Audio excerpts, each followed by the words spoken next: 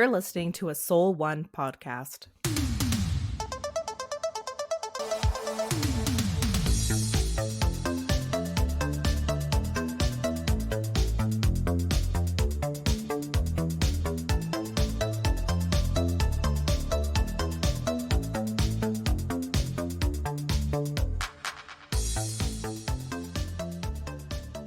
All right, we're recording, Nicole.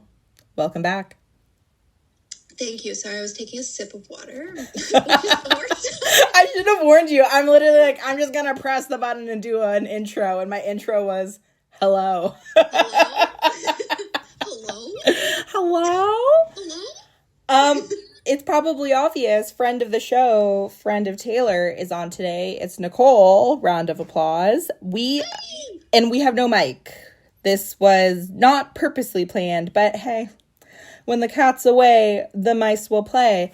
And we're doing a really fun episode, Nicole. I love that you suggested this. Depending on how people react to this, I would love to make this like a quarterly thing, like a regular segment, if you're into it. I haven't talked to you about this. I'm just proposing it to you now, but I think this is so fun. We are going to talk about one of the most massive movie flops in movie history. I shouldn't have said movie flops. It's just one of the most massive flops in movie history, which is, please tell us, Nicole. Well, it's a little or big movie called Heaven's Gate that came out in 1980, probably before most of us were born. I don't know. We have a diverse listening group. Oh, good. Yeah. Well, yay. Maybe some of the listeners have seen or not seen, maybe heard of this movie and heard, before we get too far into it, I was texting my dad and said, I just saw Heaven's Gate. And he went, great movie. And then, I was talking to Father Quirk about it. And he was like, oh yeah, that's a pretty good Western. Yeah. So it's interesting. We're going to get into it. You're going to give us kind of a little history lesson, a little cultural history, sociological history of this movie. But it's interesting because I didn't ask Father Quirk when he watched the movie. I'm assuming my dad would have watched it when it first came out. My dad is a Western fan and he does like Chris Christopherson. So I wouldn't be surprised if dad saw it in theaters. I didn't get into it. Maybe next time I talk to him, I'll ask him what his movie going experience was. But I'm assuming they saw it kind of, Father Quirk might have seen it later in the 90s. But either way, like, I love how both these people are like, yeah, it's like pretty good. And like at the time, it bankrupted a studio. Yeah, totally epic. Good for them, or bad for us, honestly, and bad for movie going. Artists. Yeah, just the whole. This is what I've said. I haven't said this on the show in a really long time, but I used to say this all the time. We are burning for a couple huge flops to bankrupt the movie, like the industry altogether, so that we can go back to more indie filmmaking of the 70s, leading into the 80s and 90s. So we need a good flop, but at this time, it was not good. It was not good for the industry and not good for the genre. So why don't you give us a little bit more? And well, let's backtrack a little bit. Why don't you tell us how this movie came on your radar? Because like you said, we're children of the 90s. We did not watch this movie in 1980, obviously. So I know a little bit about how this came across your plate, but tell us a little bit about that and then give us kind of a deep dive, and then we will just give our reviews. Perfect. Okay. So for me, I had only heard about this movie, but some of our listeners might know about a film festival called Bleak Week Cinema Fair, and I think they were in their 5th year this year, and it was this year where Bleak Week kind of went to many, many more cities than just Los Angeles. In fact, I think Kingston had a Bleak Week this year. Yeah, and then at Bleak Week, they gave us basically like the Bleak Week newspaper, and it was a little blurb from each of the movie theaters period, like internationally, that are screening Bleak Week movies, and they're all different. Like all of the programming is different depending on the city. But in Los Angeles this year, there was an Isabelle Huppert retrospective, because she is, The I queen, feel like, the queen of Bleak. The queen of Bleak. It's so funny. She's like, yes, I absolutely picked those movies. Yes. It's just like very casual, but she doesn't really think that it's bleak. This movie is a little bit bleak, but there was a screening of this movie. I'm a little kind of unclear on exactly what cut I saw. I think my cut was 219 minutes. And she was there doing a Q&A. We all sat in the Egyptian Theater in Hollywood, and it was an incredible experience. And I was so surprised to understand the history and the kind of like deluge of horrible reviews that this movie got upon its premiere. So, but it was programmed, so it was programmed as part of her retrospective, not as like sort of a flop adjacent theme. correct. Okay. It was like just revisiting. I was shocked. I went into this movie pretty blind. When Nicole texted me this, when you texted me, Nicole, I said, oh, it's about the cult. I thought it was about Heaven's Gate, the cult from the 90s. And you're like, no, it's a Western. So I didn't Google anything. I did not realize Chris Christopherson's in it. I did not realize Isabelle Huppert's in it. I should have known. And I'm like, oh, yeah, Nicole, ticks that box. And a young Christopher Walken, who... huge young Christopher Walken fan. Love him. I love a haunted visage. And did you notice too? There was it was Jeff Bridges. No, I don't even think he's credited. Willem Dafoe's very first film appearance. I can't say. I know. Was he just kind of in? Was he one of the like townsfolk? He's I don't remember exactly, but we saw him very, very quickly, and he's completely uncredited, but his character's name was Willie. I love that. Yeah. So it was I'm actually kind of curious. I don't know if we'll have time to do it, but do you want me to get into a little bit of the history, or do we want to talk about our experiences watching? Yeah, you know what? Let's actually talk about our experiences, and then we'll compare it to the history of the movie. So one little thing we should start. You alluded to the fact you didn't know what cut you saw. So if people go to look up this movie, it is available to stream on Amazon.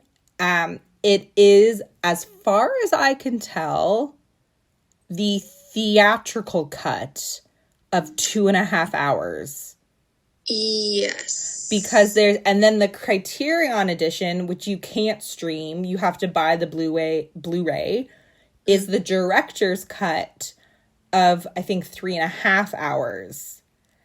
And it only aired in its entirety in France. And was it 3.5 or 4 hours?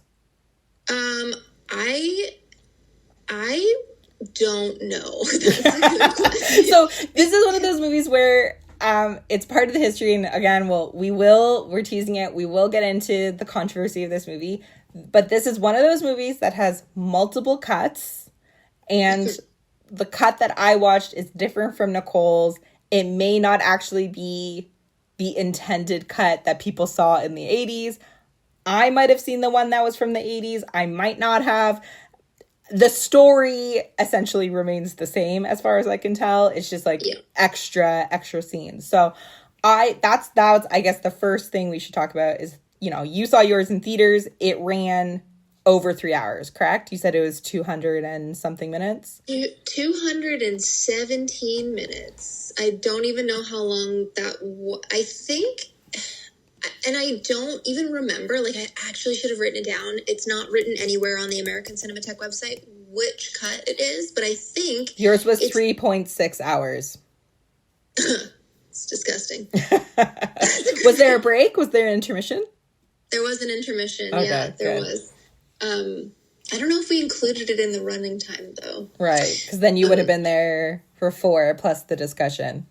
Yes, it was a long night. It was amazing. I mean, like, did you enjoy? I mean, period. Did you enjoy this movie? Did you have a nice time? Okay, so again, I went in only knowing this was a Western. I did not know that our ancestors were going to be the victimized in this movie. And so I was like, oh my goodness, Eastern Europeans who are being subjugated by cattle baron. So I wouldn't, did I enjoy the movie? That's an interesting question. Because, and it's also interesting that it was aired during Bleak Week, because although this movie is not like a rah-rah movie, I wouldn't describe it as necessarily bleak. I guess because the ending and like the resignation of Chris Christopherson's character is a little bleak. I found this movie incredibly sad. Yeah, that's what I thought too. And so when I texted my dad, I'm like, good movie. Like, I think it is a good movie. And I also, so I don't understand why what reviewers didn't necessarily like about the movie. But again, we can get into that when we kind of get into the weeds. I texted my dad being like, good movie, sad. And he's like, what do you mean sad? It's a Western. Interesting reply. Like, yes, like genre-wise, I'm like, okay, fair enough. So, I, because my cut was 2.5 hours, to me, like, it was the sweet spot. I found the story engaging. I found the acting, a young Christopher Walken and Isabelle Huppert, and even, like, it is a young Jeff Bridges. Mm-hmm. He had so much charisma. The weak link of the movie is Chris Christopherson. Of course, he's a country western star who tried to break into acting. Mm-hmm. It wasn't that he was horrible, but he certainly was serviceable. But when you're going up against the cast that are, some of the best living actors, mm-hmm. and you're supposed to be like this very stoic, multifaceted lead, and like haunted, and he's got the baggage of his class, and he's in love, and all of these things are going on, and you're just kind of like, you plop this guy in who you think is going to be a bankable star, and you're really banking on him being a bankable star. He was the weakest link. So and then so again, did I enjoy the movie? I thought it was a good, pleasurable movie-going experience, but the movie was quite sad. Yeah, I agree. So that's kind of my initial review. I will say also there were some where I'm like, oh yes, I can understand why 1980s mainstream audiences did not understand this. So some of the editing and like the choice, essentially the opening and end scenes, like the bulk of the movie takes place in, is it the 1880s or the 1850s? Essentially in the 1800s, like the mid to late 1800s, if my memory serves. Yes, 1880. Yeah, 1880. Yeah. Ish. And so that's the bulk of the movie. But the director or the writer or whoever, I guess it was like, yes, together, decided we're going to sort of bookend this main story with kind of Chris Christopherson's beginnings and his endings. Mm-hmm. My understanding, because I went to the Wikipedia page later to like read the plot synopsis, and the plot synopsis must be from like the full runtime. In the fullest sense of those scenes, I think maybe it made a little bit more sense. But from the cut I watched, I'm like, I don't need... Okay, first of all, Nicole, it might not have been 5 minutes, but the intro to the movie is close to 5 minutes, black screen, Yeah. Just music. Yes, correct. Yes. Yes. No title card. No, I've never seen that in a movie before, and I think I know why. It doesn't make a ton of sense. Yeah. Thematically, I'm like, I don't really understand what they're trying to achieve here. And then it goes into this kind of preamble. Keep in mind, okay, the bulk of the movie takes place in the 1880s. Chris Christopherson's like a middle-aged man in the middle of the movie. He's playing himself graduating from university. Yeah. That was crazy. They all look 50. So I'm like, what is he graduating from? Like, I couldn't quite wrap my head around it. And then when you see him again, he has like a salt and pepper beard. And so I thought, like, okay, time jump, we're in the future. Yeah. You know what I mean? Like, now, like, we've seen the beginning, now we're watching the end. No, it just turns out we're watching like the main storyline. So yes. I'm like, okay, interesting. Yeah, you really have to stick with it and just be like, I'm lost to the movie. Carry me away, babe. Carry me away, Chimino. Yeah. I trust you. Suspension of disbelief. Yeah. And so I think I can so, like, you know, we're thinking, okay, it's a flop, like 80s audiences. I don't know, like the 80s audiences weren't like, but the epic isn't completely foreign in the 1980s, but I think this sort of, maybe in a sense, like non-linear storytelling, or at least it's not even that it's non-linear. It's just, I think you're right. As an audience, you have to do a lot of leaps narratively because of the casting and the editing choices. Mm-hmm. Yeah. And if you think about the time that this movie is coming out of, like, we have the era of Star Wars. Peter Bogdanovich, like, just, it's a director's medium in the late 70s, early 80s. And most of the movies that are coming out are not necessarily, like, the Western is kind of an antiquated, I think that's what put people off. Like, the Western, it was not something that people were looking to make anymore in terms of mainstream big budget Hollywood. I think the biggest, the craziest in terms of budget and like wild stuff that happened around that time was Coppola. What's that Coppola movie about Vietnam where everybody almost died? Apocalypse Now? That's the one, yeah.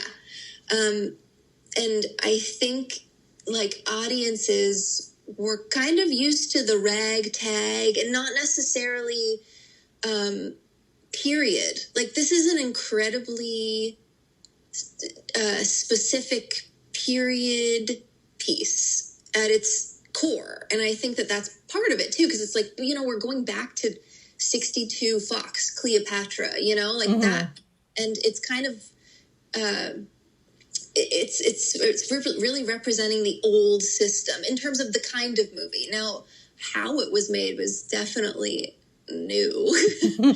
In that the director had so much authority and so much power that it completely just ruined the system.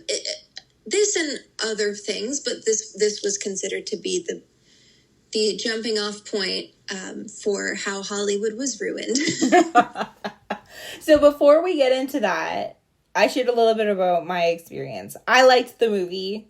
It's interesting that you mentioned, just before we get into backtracking a little bit, when I was talking to Father Quirk, that's what he talked about, how, because I said, I don't understand why this is a flop. Like, it's not a bad movie. You know, there's some stylistic choices I wouldn't have made. I would have recasted the lead, but like, the writing was good. There was good chemistry, you know, whatever. And he goes, well, really, like, the biggest thing is that it was a Western. Yeah. And I just, he's like, look at any of the Westerns that were made in the 80s. They all ended up being flops.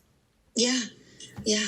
It's John Wayne's era. It's not the era.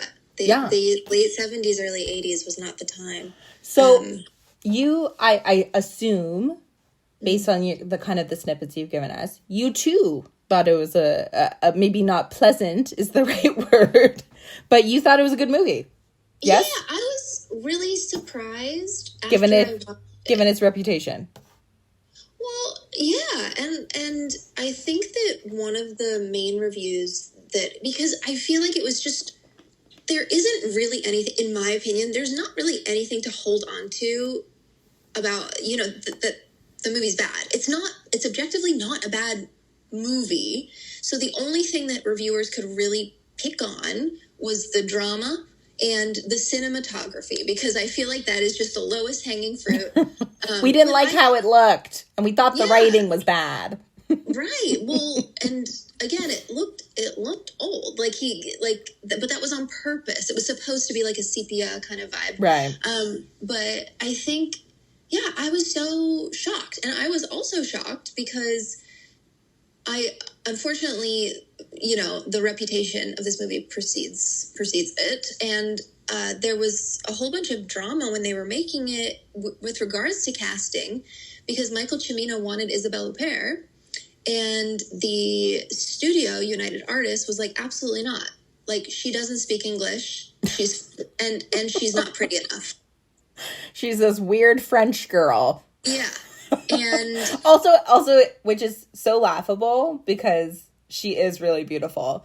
But I wonder, the line where she says, "Do you actually think I'm pretty?" Do you think the writers added that because the studio didn't think she was pretty, or they cast her because she reads as like kind of like not traditionally good looking?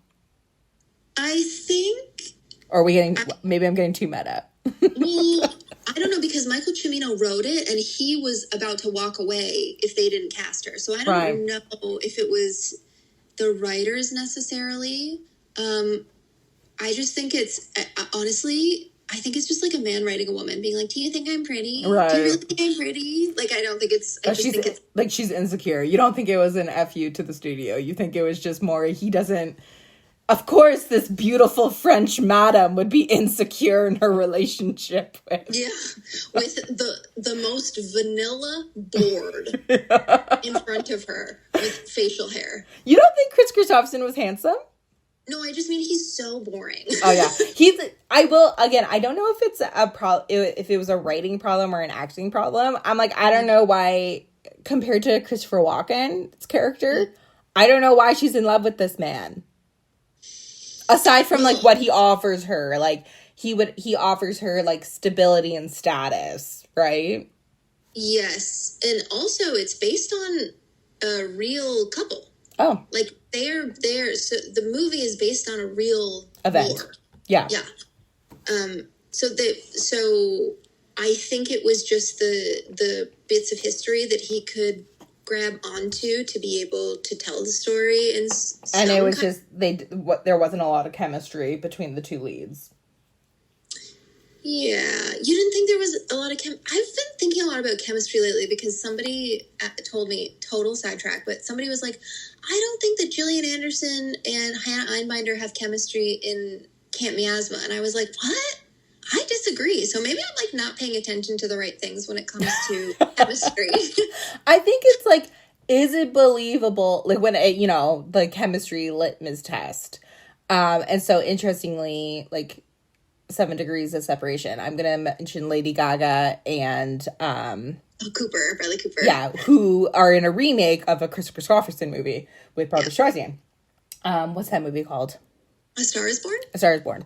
So they had so much chemistry, Bradley Cooper and Lady Gaga. People are like, they must be in love, like in real life, and like in the tour, and then when they were reunited for the Oscars and did their live performance, and the way he looks at her, blah blah blah blah blah. Like that, to me, their chemistry was undeniable, right? Yeah.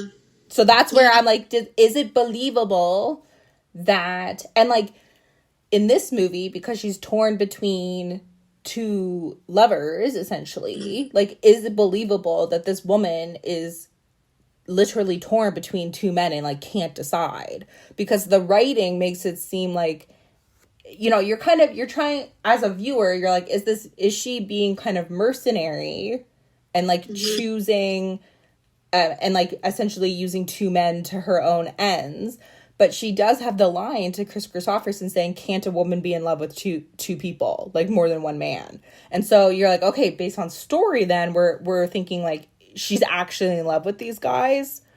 And so like chemistry wise, is it believable that she can't decide between the loves of her life? And like, that's where I was like, she had more chemistry with Christopher Walken. But I'm also biased because I love Christopher Walken. Yeah, I don't know if I agree because Do you think she wasn't in love with them? I think she was in love with both of them. I think it was like when she said it, I was like, oh my God, polycule. There's you projecting 2026. Listen, I had a nice time. The imagination went down paths. Yeah, exactly. Just let me enjoy it. But I thought it was. But also, like, I'm so influenced by the environment when I watch a movie. I'm now realizing in my 30s that if I was watching this on my couch, maybe I would have a different opinion. Right. And I also, like, love Isabelle Huppert so much, so I can't, unfortunately, like, yeah, of course she's in love with him. Of course, she's perfect. She's literally perfect. Can do no wrong. Right. Yeah. I think, like, I think also, you know, even your question about coming back to the question about chemistry, I think it is subjective.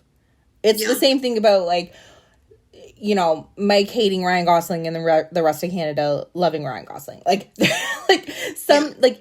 sometimes some things just don't work for you. And I think chemistry is the same way. Even if, you know, some people are thinking, oh, Lady Gaga and Bradley Cooper have amazing chemistry, there's going to be people who are like, we thought they were wooden, right? So I do think that that's part of it.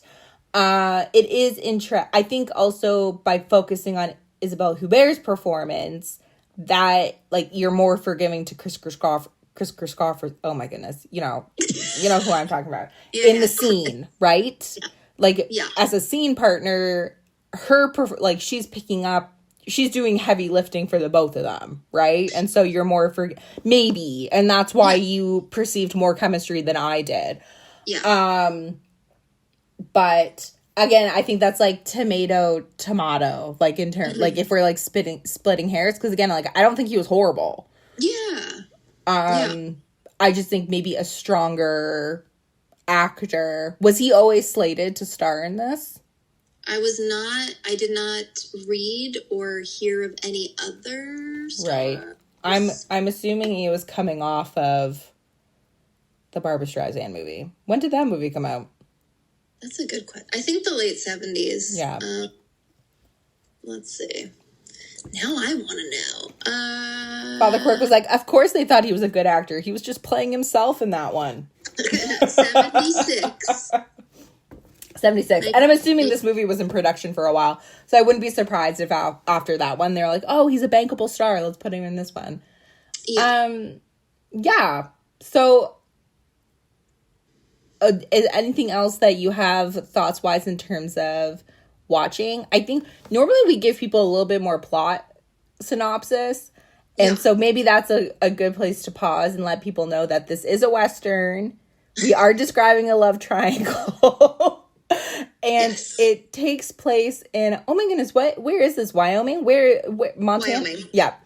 And essentially there's this little town that's been settled by Eastern European immigrants of various shades. You know, I think you got some Bulgarians, some Polish people. Like, it's a whole gamut.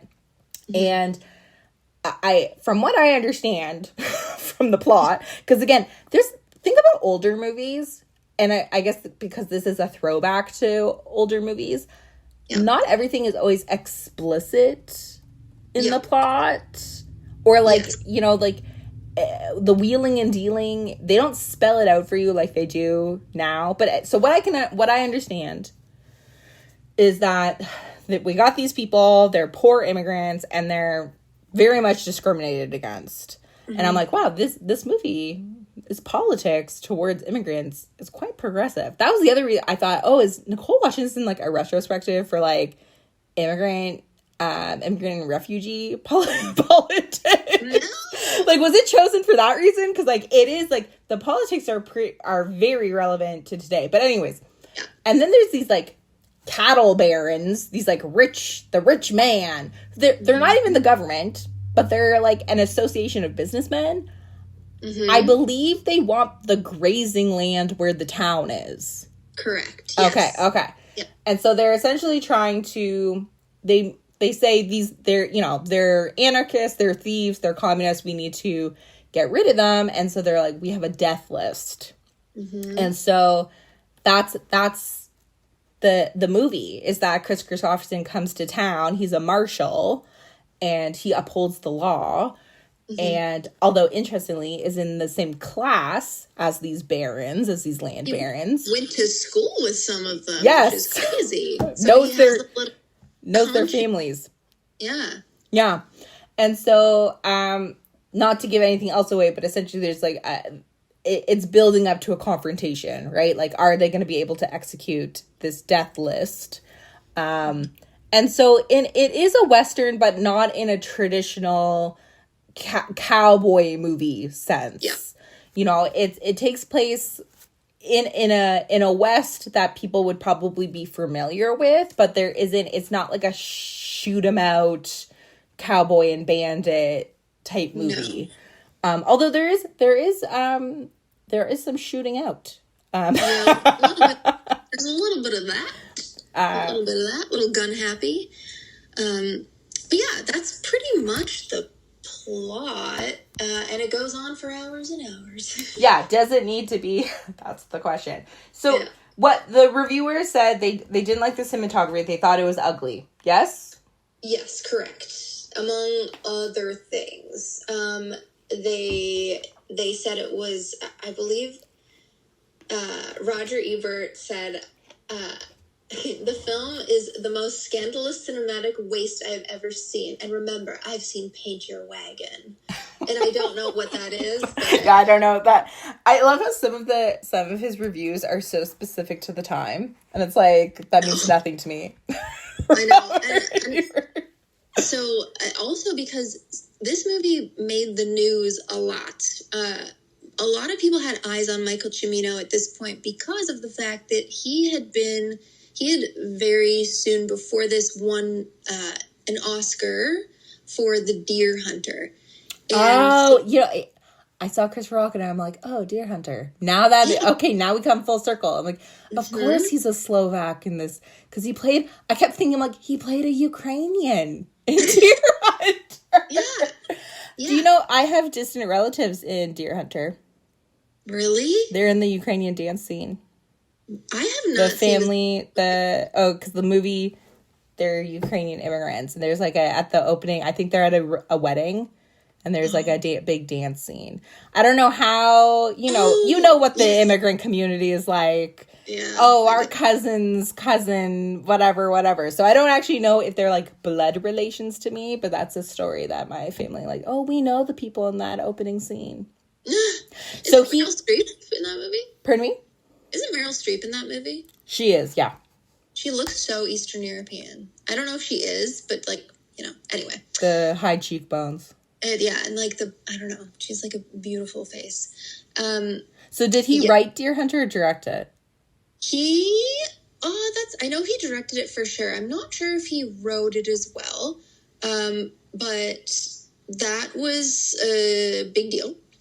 And so the politics of the time was just to set you up a little bit, if that's okay. Yes, please do so. So there was this studio called United Artists that one of the original big studios. Correct. Yes. This studio, it was very successful, started by Charlie Chaplin and other people who I can't name, but you can totally Google. What had happened was United Artists was having trouble with basically their parent company. Transamerica, I think, is the parent company's name. And during this time, just before Heaven's Gate, the inner turmoil resulted in two of United Artists executives walking out and starting their own production company, Orion Pictures. And I don't know if you know Orion. I'm sure you do. If you see the title card, you will totally be like, it was the 90s. So the big executives made their own studio at Orion. United Artists is still owned by Transamerica. I feel like I'm totally, Transamerica. And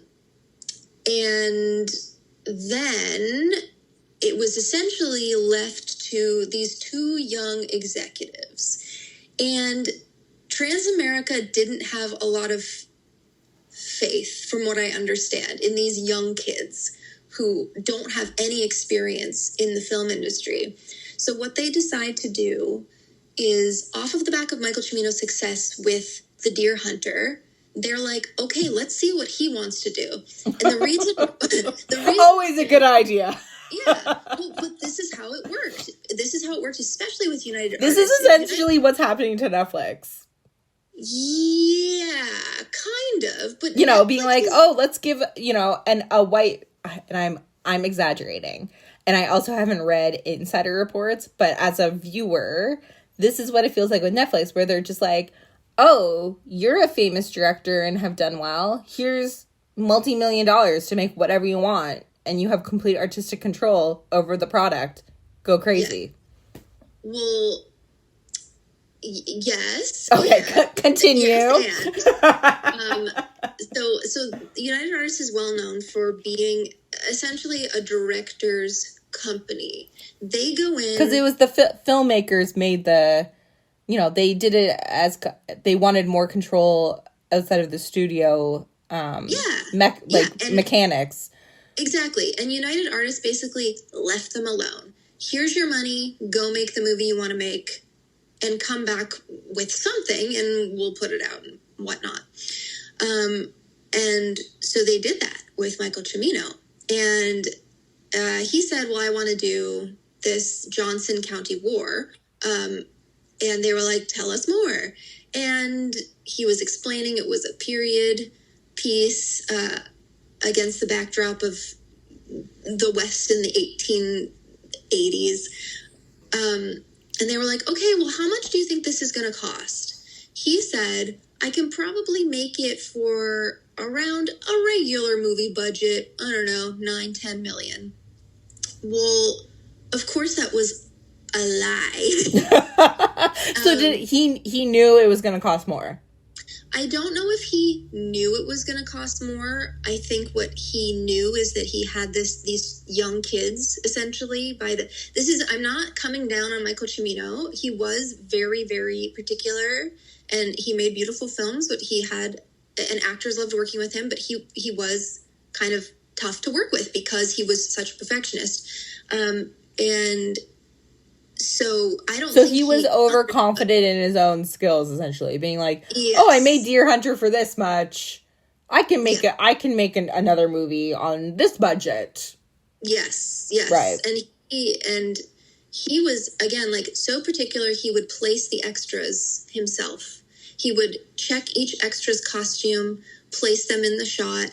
He had it set up so that 6 weeks or more before shooting this movie, he had them in what the actors called Camp Cimino, which was basically dance lessons, roller skating lessons, gun lessons, horseback riding lessons, all for many, many, many weeks before they even started shooting. And if anybody is confused why I said roller skating, this is why you need to watch the movie. There's a roller skating scene. I think that's my favorite part of the movie. Oh, it is. It's actually very good. Like, it's not, it, like, makes sense in the context of the movie. Like, it's not just like, oh, let's put them on roller skates. It makes sense. Although it did make me wonder, were people roller skating in 1880? The way they were? Well, I have to trust Michael Cimino's accuracy, attention to detail, but I don't know. But, I mean, maybe. I'm going to say yes. It was a great scene. Yeah. And So basically, from day one of shooting, he's a day behind. Every day he shoots, he's another day behind. He's doing takes of things 50 times. Actors are like, what is this? What's going on? Why are we doing so many takes? Isn't Christopher Nolan the same way? Isn't he, like, known? Is it Christopher? I think it's either Christopher Nolan or the guy who shot Titanic, James Cameron, that they're, like, known for taking, like, 50 shots. Yeah. Well, I think it might be one of them, but I think the reason why it was such a big deal is because obviously that film costs money, and digital is like way cheaper. But yes, yeah, I think one of those directors for sure. And yeah, basically he just kept being like, he just kept being like, yes, this is what I'm doing. This is what I'm doing. This is what I'm doing. The executives don't know how to stop him because they're like, what are we supposed to do? Are we supposed to, like, you simply can't. Yeah, like, is he the boss? Are we the boss? Correct, yes. And they were trying to basically knock some sense into him, but it wasn't flying. And before you know it, we're at $44 million and we have a theatrical release, and the executives, or maybe Cimino, pulls the film to re-edit the film because it's so hated. This movie, the budget was between 34 and 44 million. I would venture to guess closer to 50. And after this movie came out, Transamerica sold United Artists to Kerkorian, who owns like a bunch of hotels. He's all about the bottom line. He owned MGM. And so that was it for United Artists. So because again, this is like where some of the lore gets a little bit muddied for me in terms of the cuts. Yeah. So it originally aired, it like made it to theaters. It was what, the 3+ timeline, you think? It was the one that I saw. Okay, I think. So the over 3 hour mark. Yes. And then it was a couple weeks in and people were like, we hate it, and so they scrambled to edit it and then re-released it April the next year. Which is probably the release I watched. Yeah, yours was just about 2 hours? 2.5. Or just over? Yeah. Yes, I think that's what you watched. Yeah. Okay.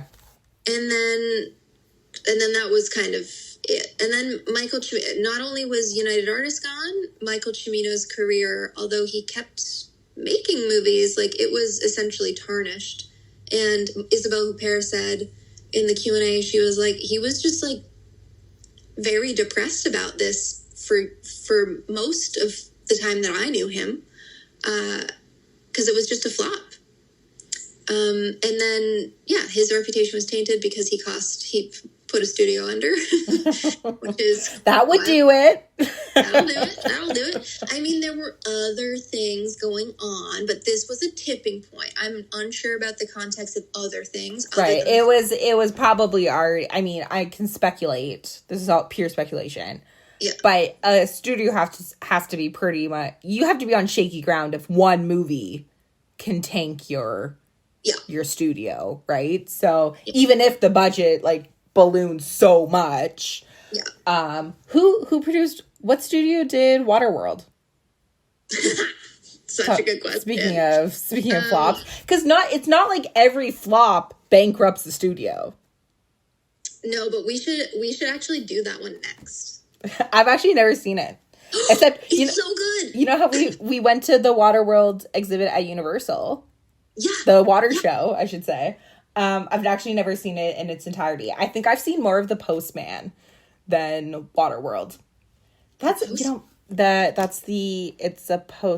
it's also, what is I always forget his name. He Waterworld and... Costner? Pardon me? Kevin Costner? Yeah, Kevin Costner. He's like, watching this movie made me think of Kevin Costner because he's one of those... I'd like to read a biography of him. Kind of this enigma that I assume he did start as an actor, but then it's like, I want to direct. I don't know if he wrote Waterworld as well, but like has very singular interests, it seems. And he made that Western a couple years ago that was supposed to be this like sprawling epic, multi-part, going to be released in theaters like in chapters. And then the first one tanked so badly, he hasn't been able to release the other chapters. Okay. And so this movie really reminded me of Kevin Costner. But I wonder if the difference is, you know, maybe Kevin Costner has more enthusiasm than skill. You know, maybe he shouldn't be producing and directing, and maybe he should be acting. But yes, maybe we can earmark Waterworld for our next flop episode, and we can go into the see what happened with that studio. This movie has other controversy as well. It does. Did you notice it while you were watching? No, not until. So this is a little warning to people. If people are very sensitive around animals, maybe pause and like skip ahead 1 or 2 minutes. Maybe more. I'll give you, because I don't know how long Nicole's going to talk about this for.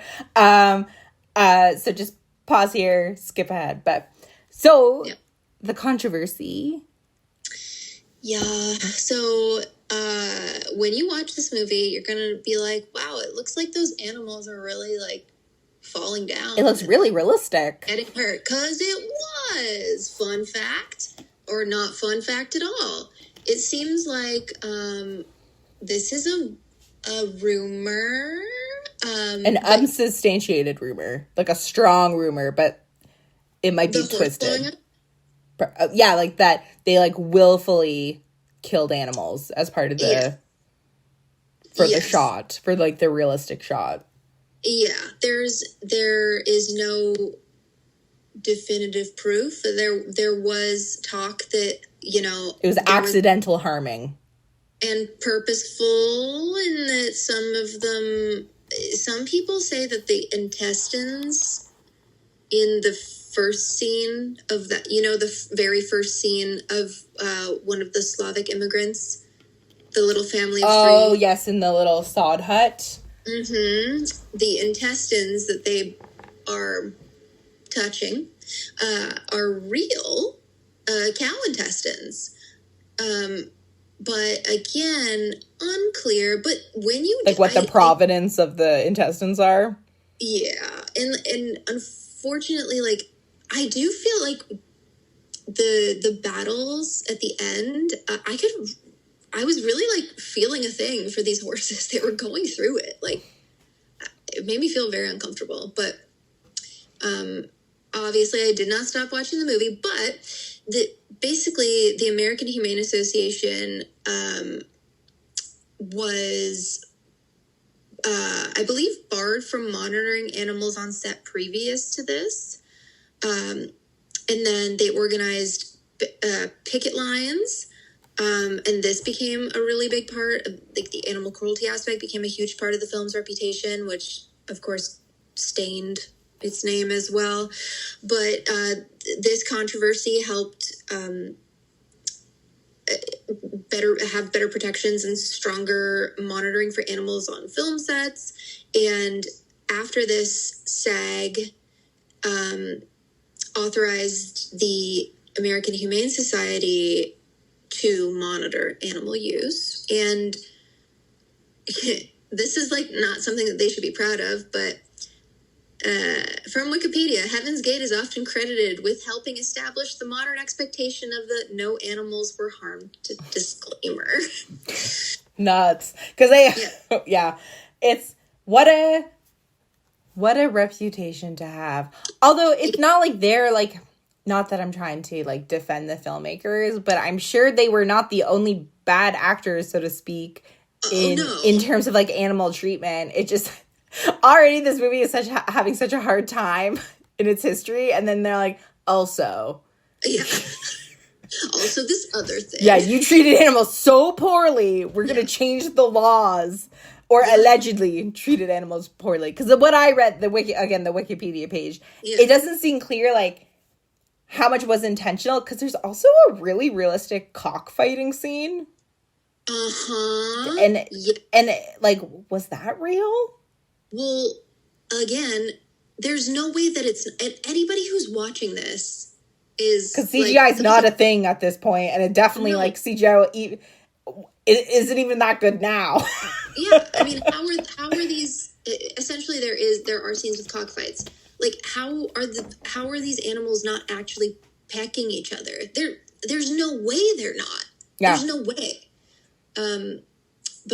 So I immediately, when I was watching that, I thought of John Waters, his movie Pink Flamingos. Have you seen it? No, I haven't seen that one. There's a really bad animal scene in that one, and I think they got in trouble too. Because that would have come out after this one. I think it was before. Okay. Yeah. Yes. I know we can't always, I've made the joke about you projecting your 2026 sentiment on this movie, but you would have hoped that even in 1980, we would have known better.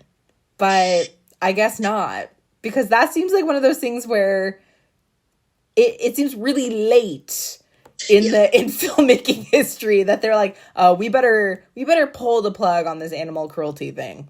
Yeah. I still think that there's some questionable practices. Oh, probably. I mean, even look how they treat human actors. Yeah, it's true. It's true.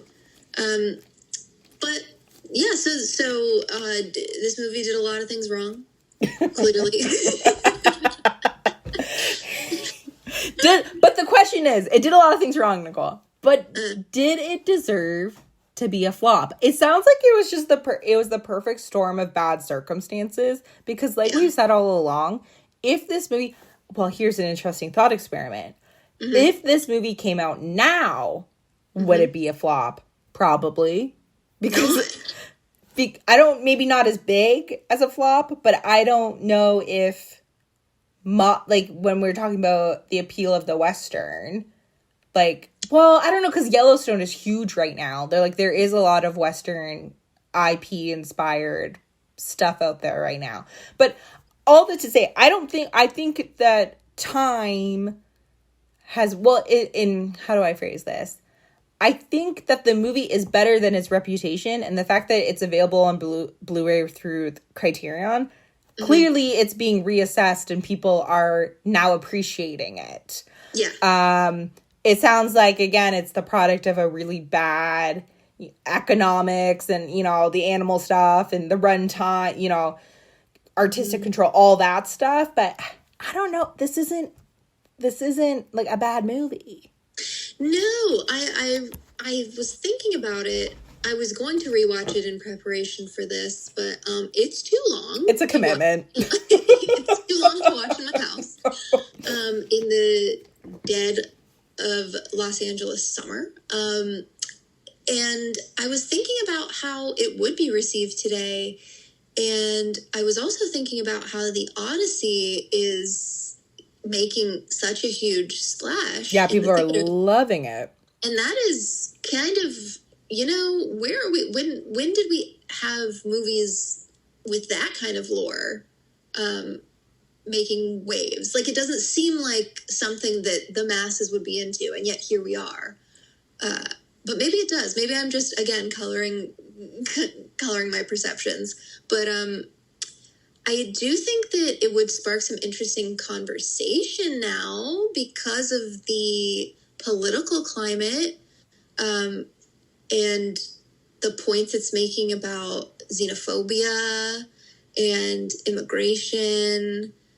I wonder how it would be received now, especially being in the context of a Western, because if you think about a Western traditionally, it's not like the most progressive values. They traditionally, the most progressive values have not been portrayed in Westerns. Right. Maybe I'm wrong, but if you're thinking about the most 1940s and 50s, certainly. Yeah, and to see a Western being no, you shouldn't kill immigrants is kind of cool. I shouldn't laugh, but it's it's just if you don't laugh, you cry. You're maybe these immigrants aren't so bad, and they legally have come here, and that's their property, and you can't just confiscate it because you don't like the language they're speaking. Like that's kind of the motto of the movie. It would be interesting, and I'm thinking as you're talking, you know, would it do well today? And country music seems to be having a resurgence. You know, Beyonce released her country album. Lana Del Rey said she was going to release a country album, then decided not to. We're still waiting on Stove. It's called Stove. You know, she's living her domestic life. Good for her. Yeah. So I think there is sort of this appeal to the Western mystique, but again, this is almost like an anti-Western or like a subversive Western, and it's not the cowboys that we normally think of. So it's interesting to think. I wonder if it would have been be received if it was made today, if it would be more of an art house movie or like more of like a quote unquote like prestige movie and less for like mainstream audiences. I can see why this isn't this is by no means a popcorn flick. You know what I mean? So like it is kind of, you're like, oh wow, this is, you know, this mainstream production house like put out this movie, but it's not, by no means is this this isn't even a Kevin Costner type flop. No, this is certainly more dense than Waterworld. Yeah. Yeah. So I'm looking at the time. Is there any last thoughts? For me, Nicole, it's a see it. Oh yeah, absolutely. Like I think it's a see it. Absolutely. If you put your phone in the other room. Yes. If you can see it in a theater, see it in a theater. Like this is a movie that does well as somebody who started it in my home and has seen it in a theater. It's a movie that does really well in a theater with an audience because you can really feel the sadness, the pathos, the energy. It's a movie that like you do want to pay attention to. It is a little bit of a slower pace, even if you're watching the 2.5 hour cut. This isn't like action. You know, there's dialogue that you do kind of have to pay attention to. So, but if you're willing to put in the work, I think it's a good story. It's an interesting story. So you're a see it too. I'm gonna see it, and I'm gonna look up the actual county war because that's also very upsetting, and very interesting. It's always fascinating. A couple housekeeping things before we head out, Nicole, if you don't mind me keeping you while I do our housekeeping. We would like to receive your fan questions. I know we didn't answer any fan questions today, but we're kind of doing this new thing where we collect a bunch of questions and then we do a mailbag episode. So we would love to hear from you guys. I have in my Google Doc here my instructions. Read. Oh my goodness.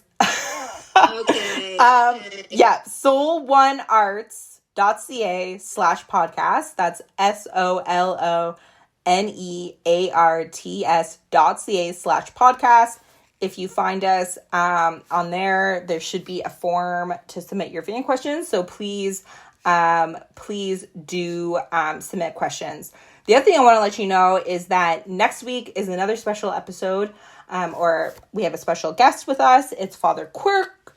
A couple of weeks ago, I was alluding to Father Quirk without naming him. He is very much coming back on the show. It is a watch-along episode, so please watch Weekend at Bernie's.